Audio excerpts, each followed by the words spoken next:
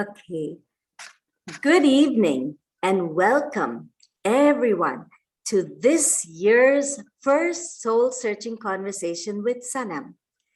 I have missed connecting with you all and I'm thrilled to be back. Today is very special because I get to talk to my childhood buddy on many interesting topics. Although most of you already know Diva, let me introduce her to you. Diva Chugani, also known as Bharti, is an award winning college lecturer and a registered counselor. She has won an award as an intern at Coors Boston, a halfway house counseling center for ex offenders. Diva is the founder of Divine You, where she is a wellness specialist, yoga therapist, and dance movement specialist. She believes that expressing oneself is vital for the inner healing journey. Tonight, she is going to share some ideas on the importance of mental health and why it is essential to remove some of the taboos that surround it. Wow, Diva, you have many different qualifications and talents.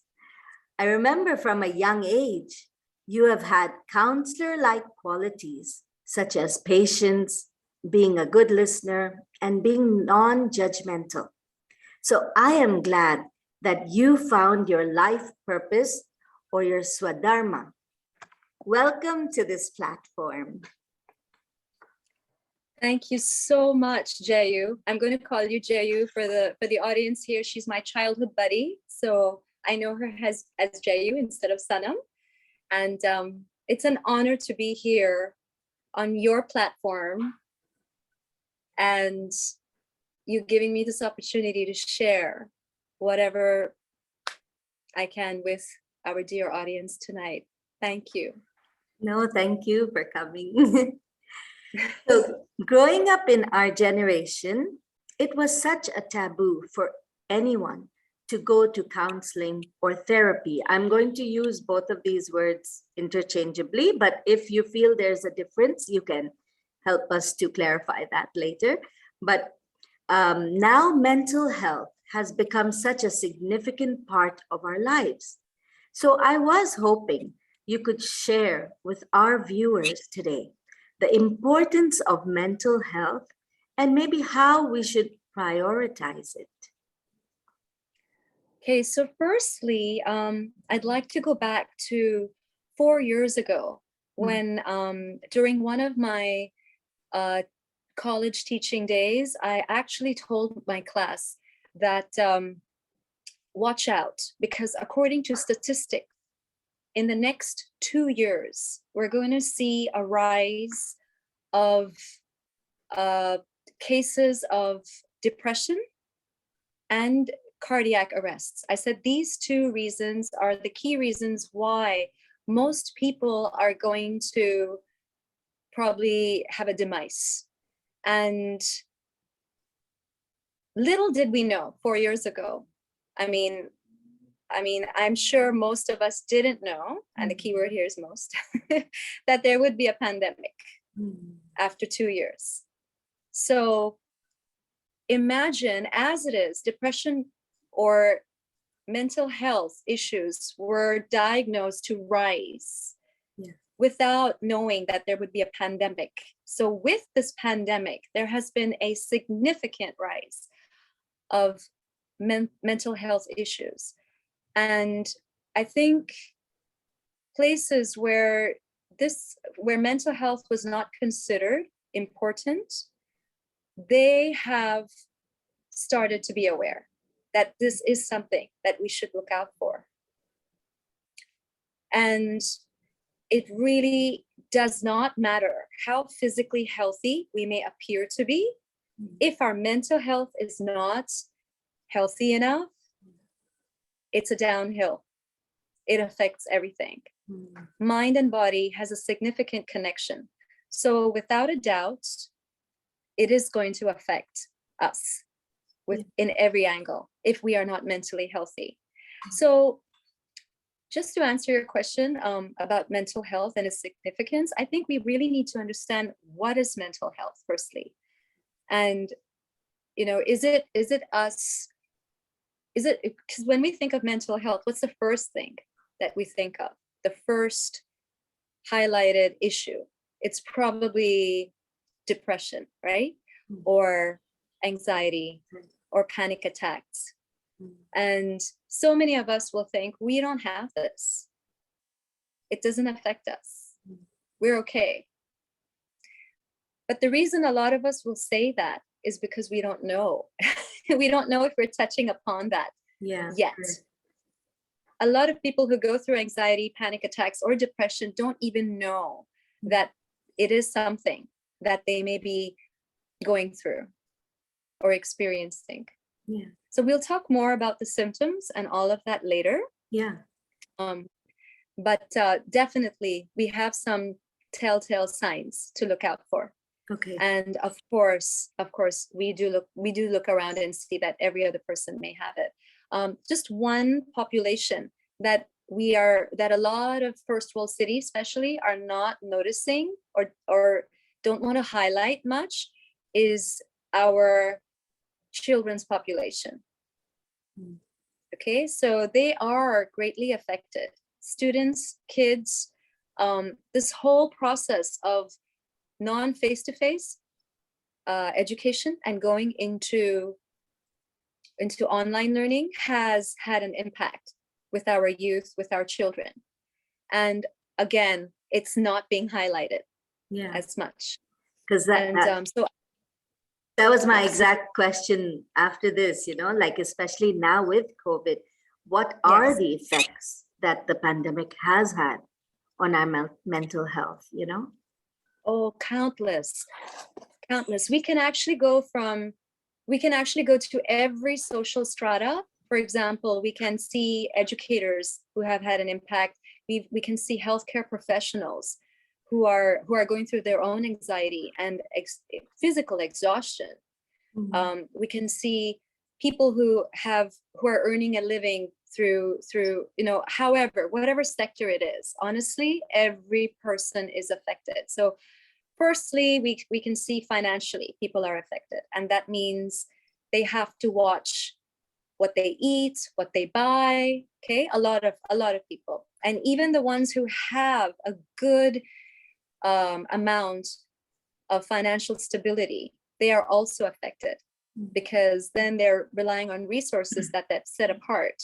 Okay, so that's affecting all socioeconomic categories. Okay, and the ones who are affected first and foremost in that category are the ones who are at the last ladder of the rung, right? Because they're the ones who are affected with food, shelter, and whatnot. And of course, we spoke about mental health, right? Which is people who are used to thinking in a certain pattern will get affected a lot. For example, there are different personality types. For example, the personality A types, the ones who we cannot do without because they're so organized and they're such quote unquote perfectionists, right? So those type of people may get more affected than people who like to go with the flow. And we have a lot of such types of people. Again, it's amazing to see different personality types, different people with different mindsets. The world is full of different people. So whether we are people who worry a lot more than others or not, we will be affected, whether it's this much or this much. Okay, it is affecting each and every one of us. And okay, I think I'm going to pause there because I think you have a question for me. Yeah, no, this is really interesting, what you were saying. I was just thinking of myself, and like my husband calls me Chintamani, and so I worry a lot. So I'm like thinking, oh wow, some of these qualities. Yeah, but of course you will tell us a lot of ways to lot of tools later, so that's great. But I just wanted to Sorry ask. to interrupt you. Yeah. One thing about your husband and you is you guys have an advantage over other people because you're aware. You're aware of your personality type. And that's something we will touch upon in a bit. Okay, that's great. Yeah. Oh, no. All Yeah. right. So I wanted to ask a little bit more like, I know you went through the quarantine process in Hong Kong, where you were there for more than 2.5 weeks or so. And there are a lot of people who do go get COVID and they're in isolation. How does that, how does one's mind get affected when one has to go through that? Like, is there like a correlation, or is it like there's no correlation at all? I mean, I'm not sure how, Yes. No, you've hit upon a very, very important topic. Quarantine anxiety or quarantine depression is a real thing. I do know a few people who've gone through it, and I didn't know how I would respond to my 2.5 weeks of quarantine because I've never had that alone time since I graduated university. Imagine you're alone, you have no one to be there physically with you. Okay, so it's another level. I mean, if you're in university, living in a dorm, in your room alone, you can still have that physical company with people based on your choice. Here, we don't have a choice, no physical contact with anybody. And yes, we have our new body part, the mobile phone, which can get us in touch with the entire world. And information at our fingertips, not a dull moment. But there is also a limit to that. So what really scares people is that moment when the mobile phone is not going to entertain us anymore, and we will be all alone. Now, this is the making or breaking point. So what do we do with this alone moment? And this is what I've noticed. This is what I've noticed with people in quarantine, that people who think, okay, now this is a thinking process. I think I'm alone and I am lonely, and all I have with me now are my thoughts. That is very scary for most people. Some of the hardest battles are being silent. They take up place in your head, and they can even drain you physically and emotionally. And then there's the other switch. Again, notice what is it that's making us switch the other way? It's again the mind, right? The other switch is, hey, I'm alone, but I'm not lonely because I have my thoughts with me. And this is the moment where I can actually discover myself somewhere. Where I am ready to accept my thoughts, accept my emotions, accept who I am, instead of be so busy and on auto mode that I am not going within and I am not noticing who I am. So it's a fine line. It's a fine line based on this. And how we can utilize this. Okay, we'll probably get to that in a bit. Or is that your next question? I basically didn't want to interrupt, but I know, I basically was wanting to go into the anxiety, stress, and depression part. Okay, so let me go on then further. That the people who actually can choose the second pathway of thinking, this is my moment to go within, this is my moment to make the most of this time that I've been given for myself alone. those people are the ones who have a pause in their thoughts. Those are the people whose thoughts don't go like this. Their thoughts go like this, and they actually are aware of what is their thought process. And they can choose what direction to go. So how do we get to that point where we have that pause in our head? And there's only one way that I have understood that we can grasp that pause. And that is utilizing the tool that we were born with. Can you guess what it is? Yeah, I was going to say meditation. Or is there someone else who, would anyone like to guess? I'm sure they know this answer, right? A lot of them know. What is this tool that helps our mind pause instead of run like a monkey? Yay! Yes. We have an answer. Thank you, Hansa. You got Hansa to say breath. Yes. Yeah.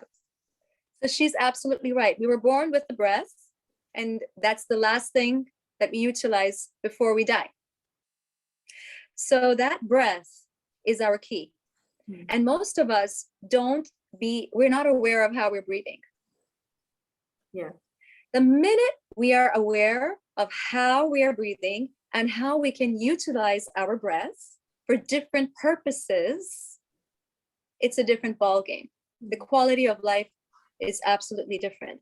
According to the latest research done by scientists and breathwork specialists, there is a direct link between our breath and our mind. And so the easiest way to make sure that we are thinking uplifting thoughts that help us in our goal of being mentally sane is utilizing our breath. And I think earlier you were asking me about the taboos of the taboo of mental health illness. Yes. Okay, so let me give you my personal example. Okay. I was so there was a lot of panic 2 years ago when COVID started raising its hood. Yeah. And what happened is that a lot of us went through stress because it was a sudden change of lifestyle and thinking in every way. So they're like I said, there are people who are aware of how they think, right? Now, I'm not one of them. Although I'm a counselor, although I practice breath work, a lot of times, and I try to be aware, okay? I do catch myself sometimes, but many times I am on auto mode and I go on with life without pausing. And I many times don't realize what I'm thinking because I cover that up by distracting myself, which a lot of us do. That. Yeah. So what happened to me is I had come back from Japan.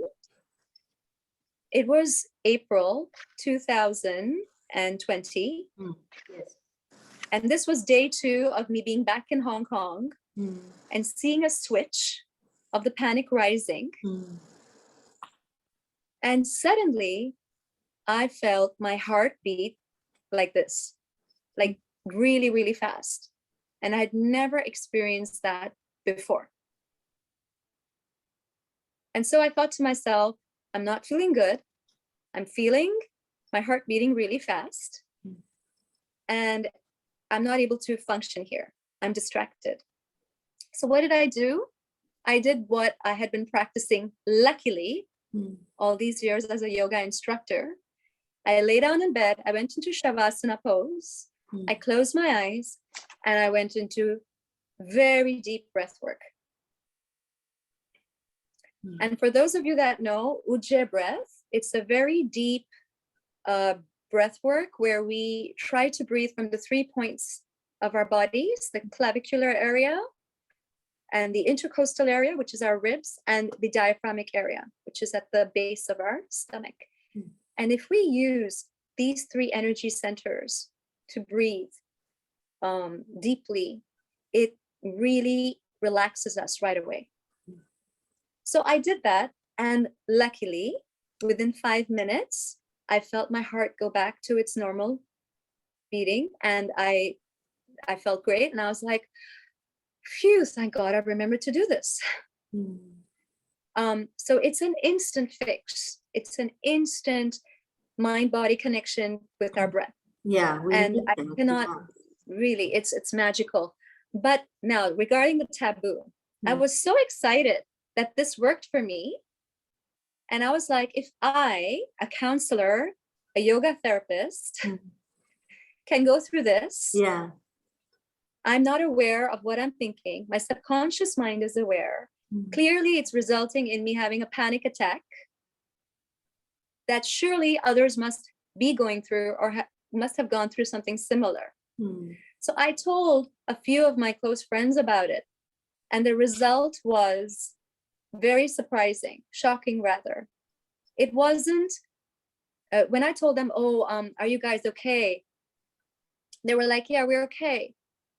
And I knew they were not okay, which is why I asked them, are you okay? So they could open up and I could share this with them. And they were like, we're okay. And I said, okay, let me share my version and see what they say. So when I shared what I was feeling, all of them said, oh, we are so sorry to hear you felt that. And I felt like saying, but I'm not sorry. I'm glad that I felt that. I'm glad that I had a panic attack, because now I know what works when I have a panic attack, if I ever have this again. Yeah, so that part of you acknowledged that what you were going through. And it was, it's the same part that can give you that immense joy later if you are able to deal with it well, right? Yes. Yeah. So my point is, we all go through emotions that we cannot readily express in society. Exactly. Yeah. Because there's a taboo. Every time we say, oh, I'm lonely or I'm not happy, there's a taboo that we are weak people. We are mentally weak people. Yes. And so we cannot express it. Yeah, that's a lot to take in. It's empowering when we express it. Yeah, so I thought maybe it would be good to go into a little bit. I know you've prepared some PowerPoints which I'd like to share with all of the audience about anxiety, stress, depression, and how it correlates with the current situation. Like you said, sometimes we don't even know that, we could be going through something, and then it could be. Absolutely. So this is especially for those people who are not sure about what they're going through, people like myself who need to have like a checkpoint. So as we can see, there are 5 types of depression here. There's a lot more. This is something that keeps expanding. Every year we have more and more categories of depression. Okay. So is there another page? Yes, you want me to go to the second? Yeah. Yes. What's important is not the types of depression as such, because we're not going to go into each and every type of depression. We just want to know that there are a lot of different types, different categories, and that it keeps increasing. The DSM model, 3 or 4, I think now, it's the model that tells us each and every mental issue and diagnoses it. So every year it just expands. Oh, wow. Okay, so that's countless. Okay, and then here we have symptoms of depression. And I'm sure that some people in our audience have gone, actually all the people in our audience have gone through at least one of these. So this does not mean that we are depressed necessarily. It just means the minute we go through any of these, it means watch out. Let's be aware. Again, how are we going to be aware that we are having any of these symptoms? It is by being aware of how we breathe.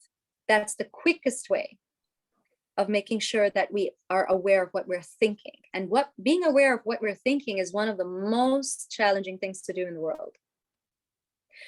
So is there another page to this? Yes. Okay. Yes. Okay, so here we have 3 more symptoms of depression. And one thing I would like to tell our viewers is that depression and anxiety are usually intertwined. Okay. So it's like chicken or the egg. We don't know if anxiety comes first and then depression, or depression and then in onset anxiety. We're not sure about that yet. That's still a big debate going on in the medical field. But certainly, all of us have gone through some kind of anxiety or depression to some extent.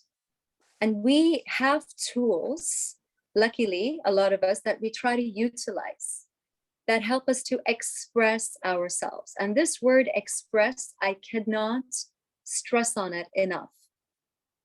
Expressing ourselves is very empowering. Yeah. Yes. So what's happening is that when we are going through anxiety or depression, we are generally having a shift in our energies inside our bodies. And the latest research has shown that anxiety can be measured because, isn't that amazing? Yeah. Because energy can be measured. Hmm. So physicists have coined the term hertz for measurement for energy. Yes. Okay. They have the hertz for ohm also, and exactly. Yeah. Exactly. It's amazing. Mm. So when we are able to measure energy, it's due to our tool called emotions. Yeah. So we all know, it's scientifically proven, that we have happy hormones such as serotonin or such as endorphins, and these can be measured based on our emotions, right? Yes. Similarly, if we are going through anxiety, scientists are now able to measure that as well. So emotions such as guilt, anxiety, helplessness, depression can be measured. Okay, so we have understood that these forms of energy have tools for measurement. Okay, so that's step 1. Step 2, what these measurements of different energy vortexes do to our body is what we have to understand. It's all interlinked with the thought processes. The seed is the thought. Yeah. I am in quarantine. I am lonely. Emotions of helplessness, emotions of sadness, energy level increases, decreases according to the emotion. Yeah. Starting once again from the seed. So the thoughts are so powerful. Yeah. So, okay, let's go one step further. So I'm going to talk about a bit about yoga therapy. Okay. Yoga therapy has a lot to do with chakra healing, which are basic chakras. There's 7 in our bodies. Yeah. And these 7 energy points or chakras have also color coordinations to them. Each emotion of ours has a color because each color has an energy attached to it. Now, each of these emotions, which have different colors, which have different energies, also have a sound vibration to them. And this is an important point because this is where our tools come from. So now you just a while ago, you mentioned about the frequency of Om. Yeah. Okay. So if we are to take a deep breath and if we are to chant Om. Shall we do that? Absolutely. Okay. Before we do that, okay, let's do something called a check-in, which is so vital for us to know what our emotions are at the moment. And by the way, check-ins are not easy to do. When I ask my yoga students, how are you feeling today? The immediate response is tired, sleepy, or hungry, which are a quick connection to our physical bodies. But when I ask them, do a check-in on how you're feeling emotionally, it's interesting that a lot of people don't know. So what shall we do then? If we are not sure about how we're feeling emotionally, and by the way, I'm one of those people many times, I'm not sure how I'm feeling. I go through another tool. The other tool is do a check-in with the body. Is there a part of my body that's feeling heavier than another part of the body? And for example, if I'm feeling heavy over here on my face, then I know that that chakra is affected. My head chakra is affected. So in yoga therapy, we go deep into that and we try to analyze what thought process is going on to induce a heavy head. So would that be the third eye one or the sahasrara, the top one? So the third eye is the Agna chakra. That's the sixth one here. Sahasrara is You're the talking seventh about one. the seventh one. Okay. All right. Okay. But they're interlinked. Yeah. So it could be both. Yeah. But so in a nutshell, it's a huge science, the science of energy. Again, it's related to breath work. Yeah. If we are breathing normally as in relaxed, in a relaxed manner, slowly, then the thoughts will be relaxed and to our optimal level. And if we are breathing in a shallow way, then thoughts will be quick. Yeah. Breathing will be quick. Yeah. And we know exactly what emotions are going through us. And so it's all linked, okay? And what we can do right now, like you said, we can try it on you, Chayu. So is there any part of your body that you're feeling tight or heavy, or you have a blockage? Yeah, I feel it. Yeah, like here actually a little bit. I always feel it a little more up and maybe in the solar plexus. Okay. So solar plex is the stomach. Yeah. I think most of our audience know that the stomach is the second brain. We have a lot of nerves residing in the solar plex, of course, all over the body, but a lot in our solar plex. And yes, this is Connected. an area that a lot of people are affected by. Absolutely. So before we go on, I want to stress about the nervous system, since we've touched upon the nerves. The nerves, the nervous system and nerves have a lot of emotions stored in them. So when we are anxious at any point, we can actually detect anxiety inside our nerves. Once again, it's amazing what science is doing. We're actually able to measure anxiety, right? Yeah. So scientists have discovered anxiety inside our nerves.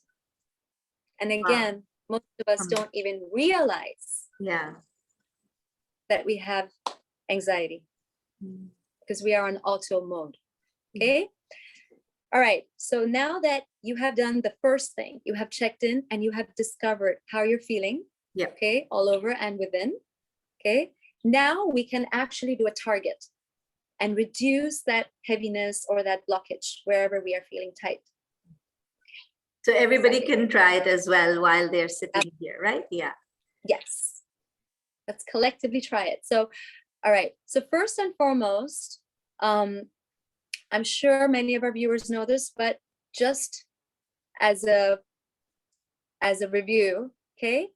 What happens to our stomach when we're breathing in? Should our stomach be expanding or should it be going inwards when we're breathing and inhaling air?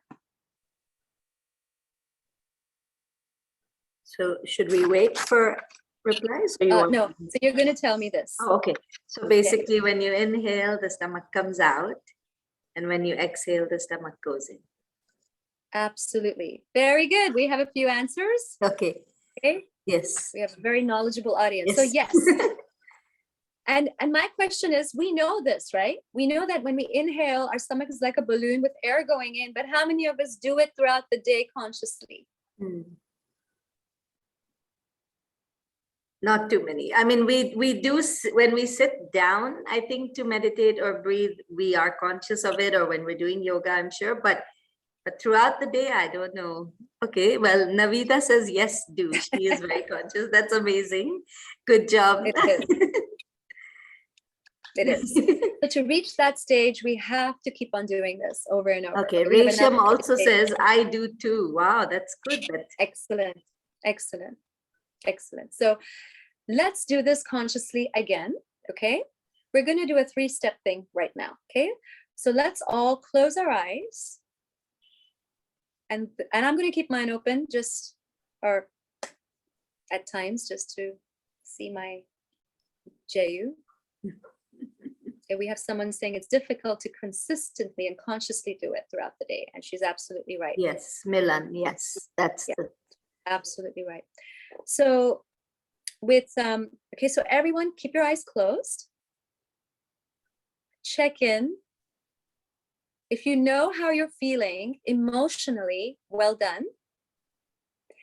If you're not sure, go ahead and try to figure out which part of your body is feeling heavier than the other body parts, darker, or having a limitation such as movement limitation, blood flow, circulation limitation. Okay, and now we're going to take a deep breath and rise our abdomen. So let it rise, very good. And exhale, bring the abdomen inside, the stomach inside, okay? And now we're going to do it one more time with the difference. We're going to inhale, stomach rises like a balloon. Now we're going to hold our breath. And exhale, go ahead and let your stomach go inwards. And hold the breath again. Okay. Now we're going to do something a little more different. So now we're going to inhale, stomach rises, hold the breath, and imagine that particular body part functioning at its optimal level. And exhale, let the body process what you just imagined, and hold the breath. Okay, now we're going to add on something else to this. So inhale, go ahead, imagine the body part working at its optimal level. And exhale, good. Hold the breath. And now relax, just breathe normally. And mentally say an affirmation. For example, if we didn't sleep well the night before and we're feeling tired, let's tell ourselves, I sleep very well. So some affirmation to make yourself feel healthier. And whenever you're ready, Jayu, please slowly open your eyes.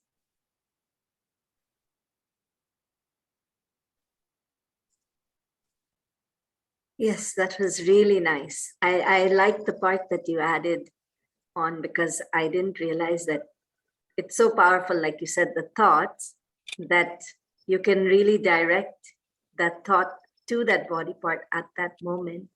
And the affirmation right away helps. That's beautiful. Thank you so much. Yeah, thank you. So what we just did, the reason it's so powerful is because we have aligned 3 things. We have aligned thought, we have aligned word, and we have aligned deed. How have we done this? We are thinking that we are okay. We are saying it mentally. Of course, it's even better to say it verbally. Yeah. And then the act is the body processing it, and it's actually doing it. Thought, word, deed. Yeah, thought, word, and deed. If you can unify that, there's nothing like it. You're in sync with yourself. Absolutely.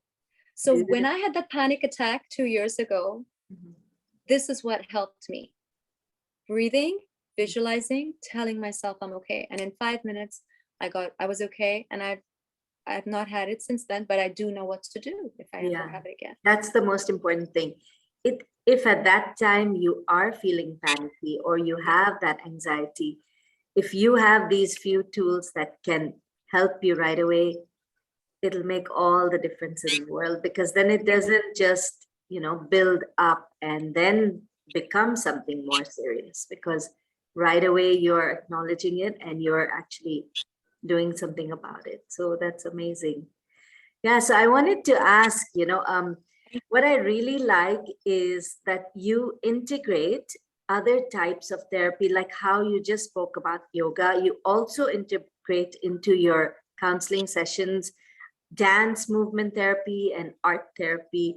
I was hoping you could talk a little bit about those two types of therapy, and how do you know which one to incorporate when you are seeing your clients? Yeah.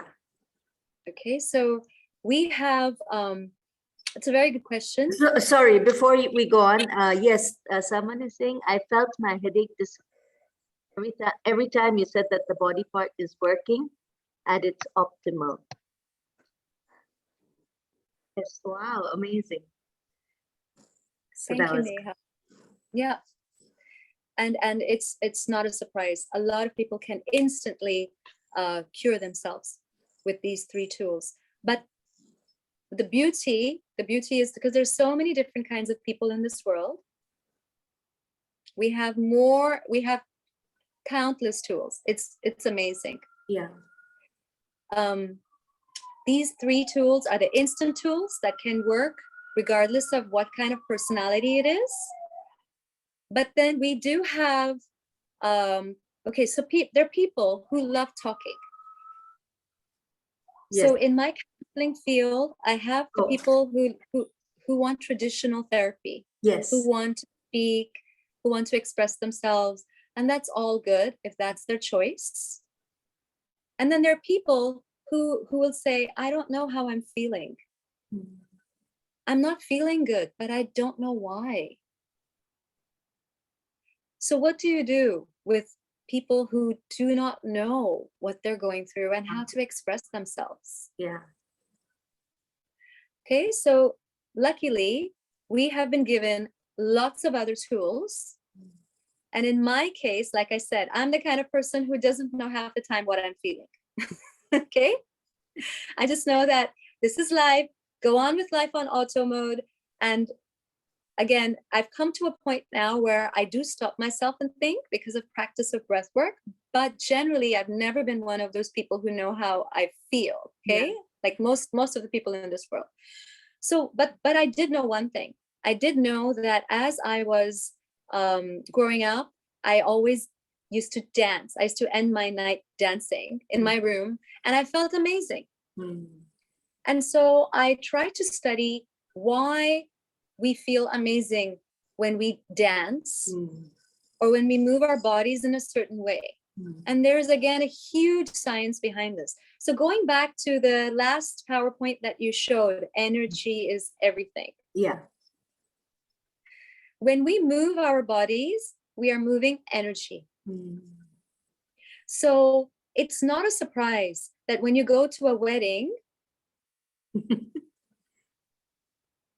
especially an Indian wedding. Indian wedding, yes.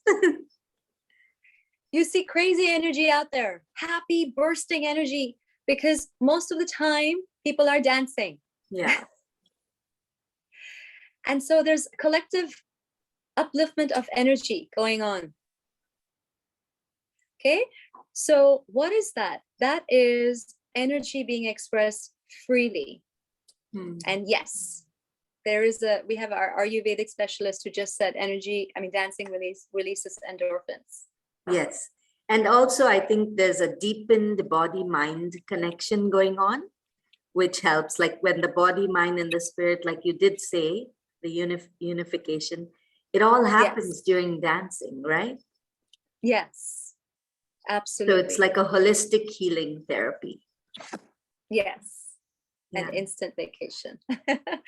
So, but there are a lot of people, for instance, who do not enjoy dancing. Mm. And so when they want to move, they cannot move freely yet because they want to express themselves differently. They're more comfortable in a different manner.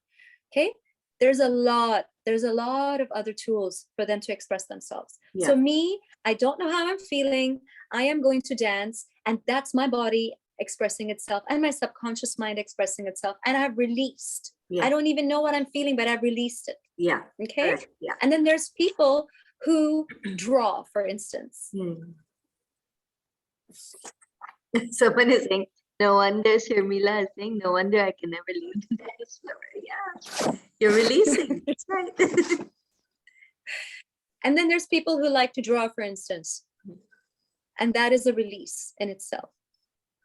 Journaling, those that like writing, it's magical. You're actually manifesting as well, apart from expressing. Yeah, actually, I just did it this morning, and finally I was able to get a better flow of today's interview. Like, it took me a while to figure out, but just by journaling this morning, there was so much clarity in the mind and the thoughts. So it's very powerful, journaling. Yeah. Yes, and I think you hit the one huge aspect of making sure that people's mental health is at their optimal level is being clear. Yeah.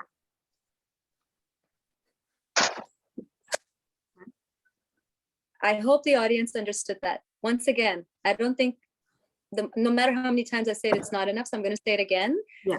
One big yardstick of measurement of mental health at its optimal level is clarity of thoughts. And so we need to check in every day. We need to know, how are we feeling every day? Again, if you don't have the time, if you're someone like me who is stumped, who doesn't know how she's feeling, then go ahead and use the tools. Go ahead and journal, go ahead and dance, go ahead and do art, go ahead and write, doodle, go ahead and cook, bake. Go ahead and, we have a childhood friend who goes for a walk, and she says that's her way of, walking meditation. Yeah. There are those who want to traditionally sit at one place and do a mudra and go ahead and deep breathe. It's all good. We instinctively know what is good for us. The question is, are we doing it every day? So we have to have consistency. Consistency. Yeah. Because I also read a little bit about the art therapy, and I just wanted to share that it says that art holds such power as a communicative tool because it speaks to us in the universal language of human emotions. And so that's why it allows the artist to have a creative outlet. So like even mandala art and all that really helps. So it's good that, because I was able to interview you, I could do a little more research for myself, because I feel this is really my own journey as well. My soul searching journey, really, when I talk to my viewers and talk to my guests. So it's really nice that we've got this chance to do this.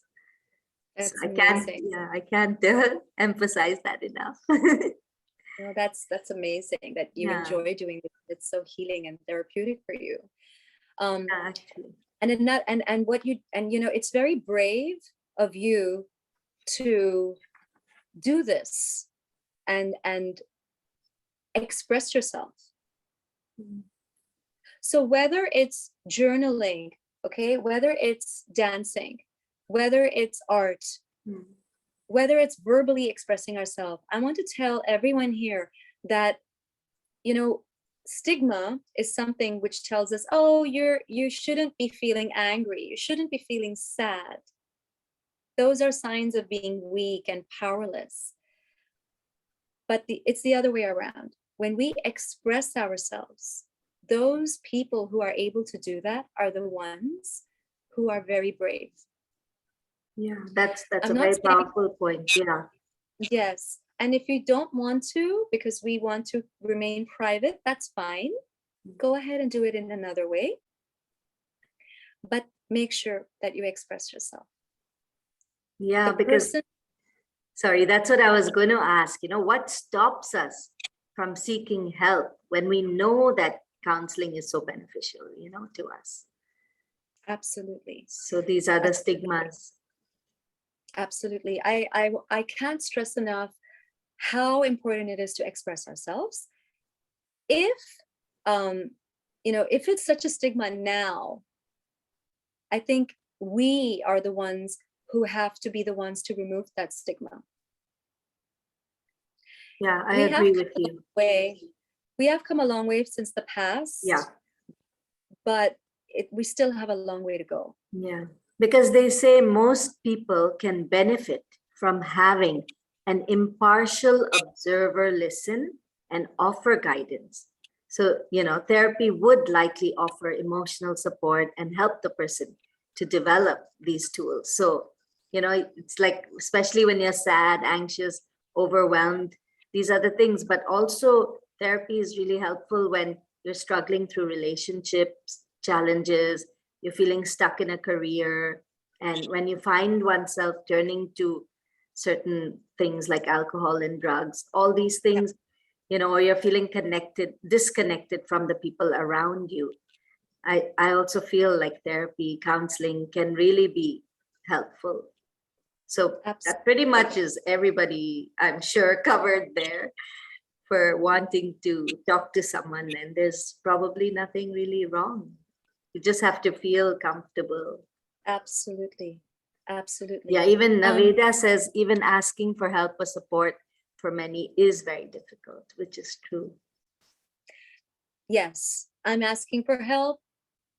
I'm a beggar. I'm weak. Yeah, I'm weak. Let's get out of that Yeah, thought process. yeah. All of us are going through something or the other. Back to the PowerPoint that you showed. Most of us have had symptoms of depression or symptoms of anxiety, and we haven't even realized it. Yeah. So we have touched upon it. Mm. We have touched upon it, and it's okay. Yeah, that's the most important. You have to just realize it's okay to be It's where okay. you are at this point. Yes. Yeah. In fact, the latest Psychology Today magazine, which has a lot of doctors who write their latest theories and research, I'm going to read one of their research. Okay. This is the one that says we can measure anxiety inside our nervous system. So it says here, underneath anxiety are often other emotions that ask for attention. There may be sadness, loneliness, regret, jealousy, or even anger. And when we fail to address those other emotions appropriately, more anxiety is likely to follow. Some of us may think this is common sense, but common sense is not so common. So back to us checking in. What am I feeling today? And again, if I don't know what I'm feeling today, if you're anyone like me, go ahead, examine the body part. Yeah. Yeah, you don't actually always need like a plan, you know. Sometimes you just have to breathe in, like you said, trust, let go, and see what happens, basically. Yes. So it's very important. Yeah. Very important.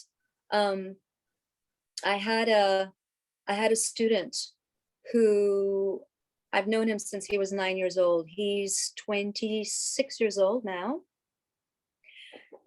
So he did a lot of things in life that made him go on auto mode. His mom was one of those tiger moms, set him up on a schedule, auto mode. And the guy didn't have enough confidence. And so his underlying emotion was a feeling of helplessness, a feeling of loneliness. And he hid it by taking substances, alcoholism. When he went to uni, I didn't hear from him. When he went to uni, I didn't hear from him for 2 years. One fine day, he comes back to Hong Kong, and I get a random call from him. And he's like, Miss Diva, I can't think of anyone else to talk to. You're the only one I can talk to. And I'm like, where did you pop out from? What happened? And he said, I am a mess. I am going through major depression, major anxiety. Took him 2 years to pick up that phone and call me. Yeah, because actually there's a question that fear of being judged is very real for many. What would you advise to those? First of all, fear of being judged is a huge problem. None of us want to be judged. For example, you and I coming on this platform, it's huge. We're overcoming that fear of being judged. So it is a legit fear. Okay, according to research, what's the number one fear in the world? Does anybody know this? And it has something to do with being judged. It is fear of public. Yeah, she said fear of public. Public speaking is the number one fear. Oh, wow. Yes. I was thinking like death or something, fear of death or something. You would think, right? Yeah. No, public speaking, because we are so fearful of being judged. So actually, with being, during COVID, with being online, it'll get harder for people to go out there again to speak in public. Yes. Yeah. And going back to students and children who are going through mental health issues, this is one of the problems, because now they are on online, a lot of them who are doing online schooling or whatever, they're scared of being judged. They're scared of people looking at them on screen. Yeah. So a lot of them, I know a lot of students, these are my yoga students, they actually tell me, you know, Diva, we actually try to pretend like we have a Wi-Fi problem. Wow. So that we are not in the radar. Yeah. So imagine that's the fear going on. Okay, and the question is, how do we overcome this? Yeah. My answer to that, the instant solution to that, is back to the basics, back to breathing. We have somebody saying awareness of one's thoughts and emotions. Yeah, coupled with breath work and expressing oneself makes it easier to overcome fear. So it's basically all summarized with what you have just been talking about. But to understand the science of that breath work, okay, when we are breathing, we're intaking more oxygen in the body. That intake of oxygen is giving us clarity, back to that word, clarity of thoughts. And when we have more clarity, we have more energy, we have more confidence in ourselves. The more confidence we have, this is very spiritual, but it's intertwined. Yeah.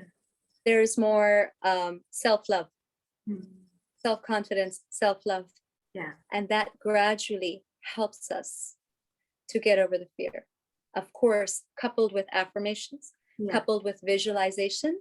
Wow, there's no stopping the person from going up there. You're most welcome if you want to do any type of demo. I mean, we did one already, so I'm not sure if you have another one in mind, or that one was great as well. So let us know if you have any guided meditation. I just want to.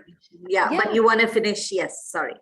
Oh, sorry. No, I just want to explain also about how what you did. Okay, what you did, Jayu, earlier, the affirmation, visualization, and the breath work. Okay, the thought, word, deed. What you did earlier only took like a whole minute. Yeah. Didn't take long. And right, it didn't take long. Mm. So what happened? Why did you feel amazing? Did you feel a lessening of the heavy head or that tightness here? Yeah, actually, I was also, I gave the affirmation for, okay, my digestion is going well. So I felt actually um, like lighter there as well in the digestion. I was actually focusing more on that. But yeah, I think, yeah, you just stop and you just allow things to happen. You're not Thank you. controlling everything that's happening to you. Yeah. You're amazing because you hit the nail. You use the word stop and allow. Mm. Earlier, I used the word pause. Yeah. Okay. So what you did is you inhaled and you paused. You held that inhale. Yeah. When you exhaled, you paused. Mm. It's that pause. Mm. At the beginning of this talk, we Yes. spoke about two kinds of minds.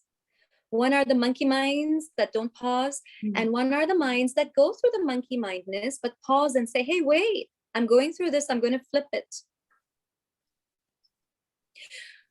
Okay, so that's what happened to you. You have no idea how it happened, but in a nutshell, your brain went through a neurological wiring change. When you told yourself, I am fine, the brain started to work on that affirmation along with the breath work that gave a burst of oxygen to the brain. And on top of that, you visualized. And so the body started acting upon that. It's magic. Yeah. It's easy. And the problem is because it is easy, people won't do it because it's free. We don't have to pay. We don't have to pay a couple of $1,000 for this. So why should we do it? How can it work? It must be, it's too good to be true, basically. That's what everyone thinks. So they're looking for more complex answers for their complex problems. Absolutely. Yeah. So very interesting. you paused. You paused. And when we pause our breath, our mind pauses. The minute we stop breathing, our mind stops thinking. And when our mind stops thinking, our body can process what it is that we have intentionally put the seed of in our minds. So this also helped you during quarantine. Basically, you were able to, like, because it was so many days, like you still managed to. Yes. Well, I have to say, I got lucky because I did a bit of research. I prepared myself before the quarantine. I asked some people around. Okay. For me, it is, I kept hearing, oh, it's lonely, it's depressing. But I found one person who told me, oh, I enjoyed my quarantine. And when that person told me that, I said, if that person can do it, so can I. And then I switched my brain to, we can actually enjoy it. And I programmed my brain to say, I'm going to enjoy my quarantine. And I am going to actually say that I love my quarantine so much, at times I actually miss it. I had my quarantine at the Overlook Hotel in Hong Kong, which I'm going to very bluntly say has an amazing service. It's outright advertising for them, but they were amazing. So much so that they made sure we had social hour, workouts, free workouts, whatnot on Zoom. But apart from that, apart from having such a beautiful setting, I told my mind, I am going to enjoy this quarantine. Yeah. And so every little thing that happened that was good in that quarantine, such as them sending me wine, they were so sweet. They actually did that, for example. It made me more grateful. Yeah. Gratitude is a very powerful process, right? It just shifts your energy and brings you more to what you want in your life. Yes. Again, a simple tool, gratefulness, can uplift us from feeling from the pits, emotional pit, to rising us. And so, like you said, energy, it rises, the hurts, the anxiety in our nervous system, it starts to dissipate. Just with that one quality, that one thinking. Yeah, and someone, Navita, is saying laughter therapy is very effective. I love all your answers, Navita. She's showering blessings to all. I just wanted to ask now one more question before we do end. In your professional opinion as a therapist slash counselor, what is the way forward in this new world post-COVID? I mean, you've given us so many tools, so maybe that is the answer. But if there is something else, or do you have any other parting words or advice you'd like to share with our audience today? That Yes. would be really nice. Yeah. Thank you. Definitely, I do want to share that energy. Okay, going back to energy. It's all about energy. So now we need to uplift ourselves. We don't have a choice. It's really come to a stage where survival, it's not survival of the fittest physically or financially so much. It's for survival of the mentally fit. It's come to that. Yeah, true. So number one, do a check-in, survive by using the tools that you love, keep the mind fit. And then, this is the most important part, don't keep it to yourself. Spread your optimal energy to others, because we have come to a point where we don't have a choice. We have to be together now. COVID is co, together, vid in Espanol is living. So we have to live together. That's a beautiful way that you put it. It's no other way. It's like one world. Yeah. You know what's happening now? This is the beauty of the media in a way, okay? The media can also make or break our mental state, right? So look what's happening now, okay? There's this war in Ukraine. Most of us, thanks to the media, are feeling bad for the Ukrainians. But it's not just us. It's not just us feeling bad and sending love energy to them. It's not just us praying for them. There's actually some evidence that the Russian soldiers, some Russian soldiers don't want to be part of this. And they're actually not happy to fight the Ukrainians. And there are some media pictures where the Ukrainians and the Russian soldiers are actually getting along. And they're helping each other heal each other's physical wounds. Yeah. This is a game changer. Yeah. This is True. love, the highest energy, love in action. This is what we are going to see more and more. Yeah. If we tune into our energy level and make it higher. Higher. This is it. You're absolutely right. It's going to be this now. Sharmila says the more you share the tools that work for you, the more effective your own practice becomes. Okay. Yes. That's great to hear. But so Diva, you have done such a fantastic job in explaining to us about mental health, the taboos surrounding getting therapy, and how to unlock mental and emotional health. So if anyone else has any questions, now is a good time.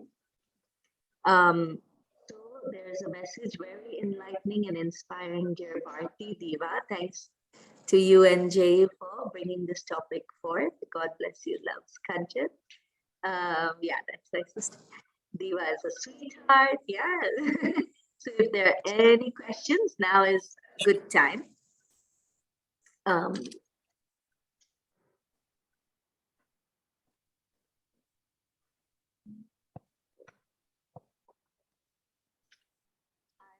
It entering. Where is the message? Thank you, Nikita. Yes, you make us proud. Yes. Did you see the question from Mickey? Are you able to see it? No. No. I Okay. didn't see it. Yes. By the way, very important also is if anybody is feeling depressed, sad, anxious, Please don't judge yourself, because you are probably the biggest criticizer of yourself. Okay, that has to slip, flip, slip, slip, flip. So I have the question. Sorry, I was late Yeah. entering, so sorry I missed the beginning. Is Diva in Hong Kong? Yes.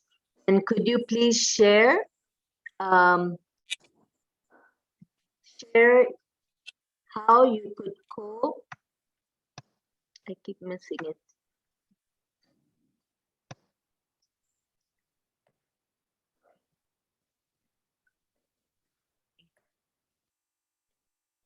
Neha says, wait, thank you, Jayu and Bharti, for your enlightening talk. So touched, Bharti, for you to remember mindful meditation.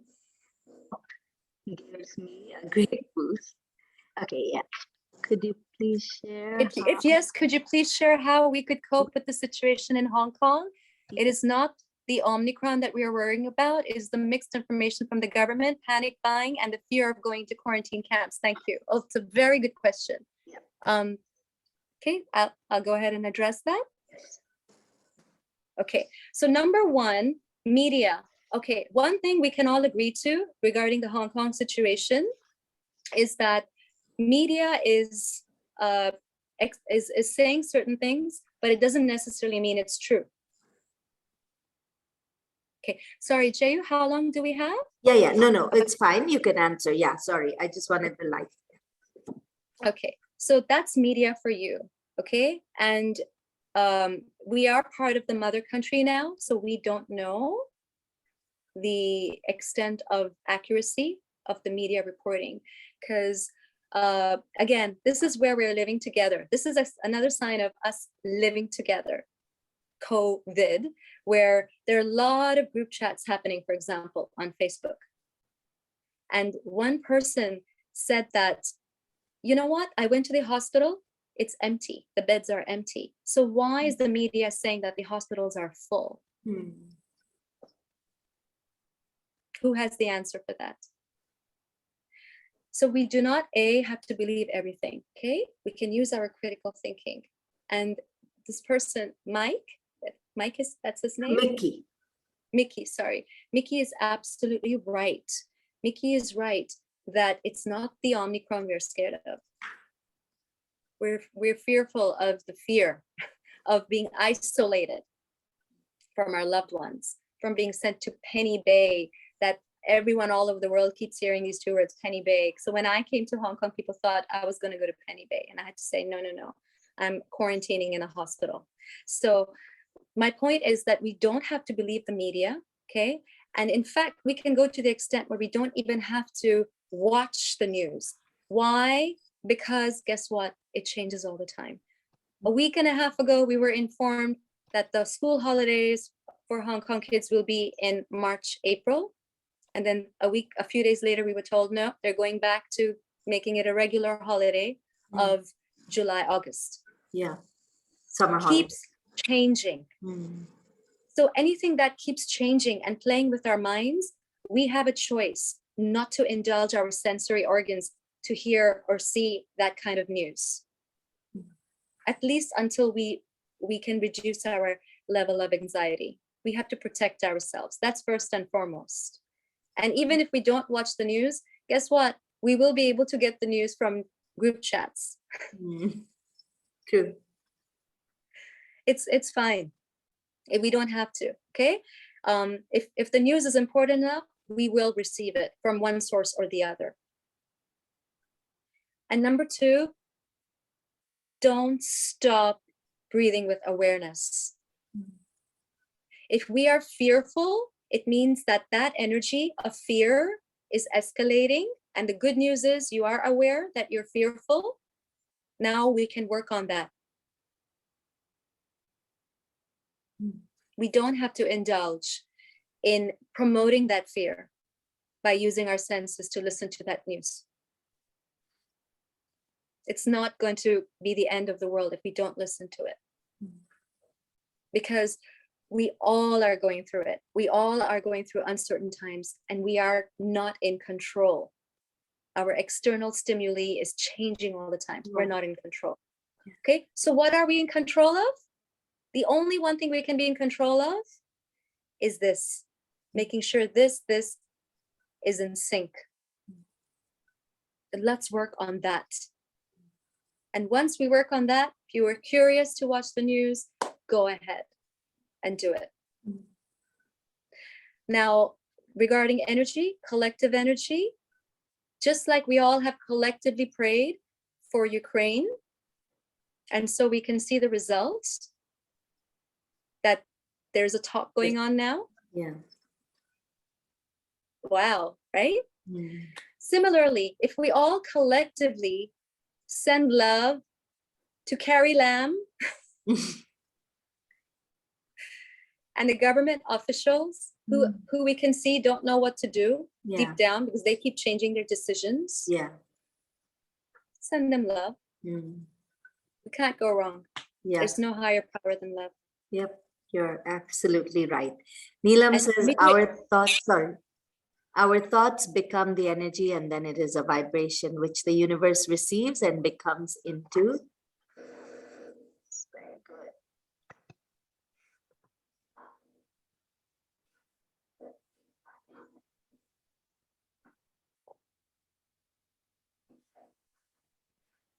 They say, keep up the good work. Having a higher purpose in life surely makes a huge impact in one's happiness levels. Yes, that's right. So I'd like to end by saying that I learned from you, Bharti, Diva, whichever one everyone is comfortable with, to be honest with yourself and your convictions. Also, we must be openly happy in the joy of others and be sincerely sympathetic in others' sorrows.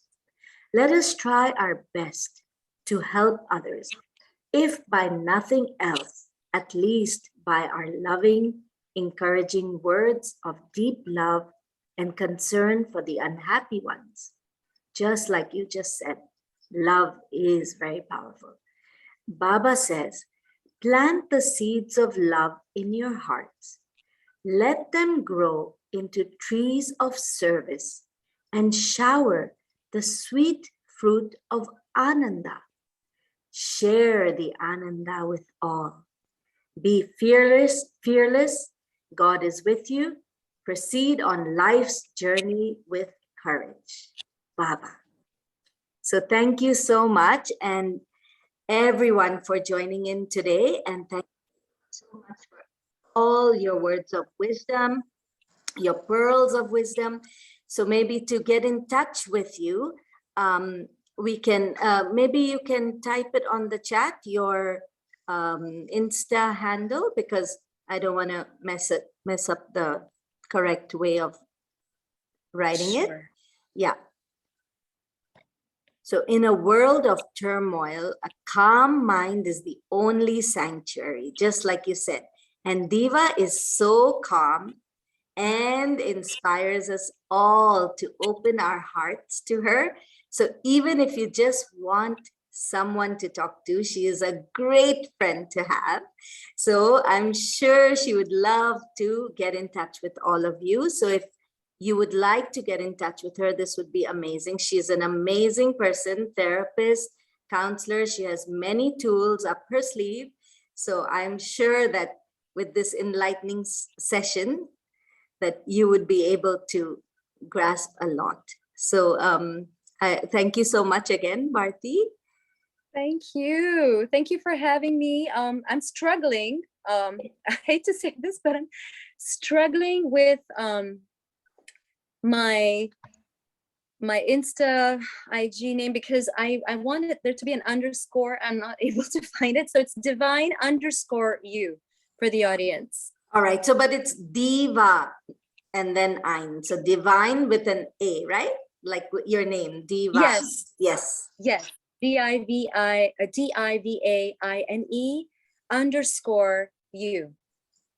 You. So what I'll do is after the session, maybe I will Yes. send on my chats your email address and your Instagram. How does that sound? Good. And please get in touch with Diva. If anything, you have any questions, she'll be most willing, I know, to help you all and help all of us. We're in this together. All right. Thank you so much for having me. Thank you. Not at all. See you again. Talk to you soon. See Bye. you. Thank you. Bye.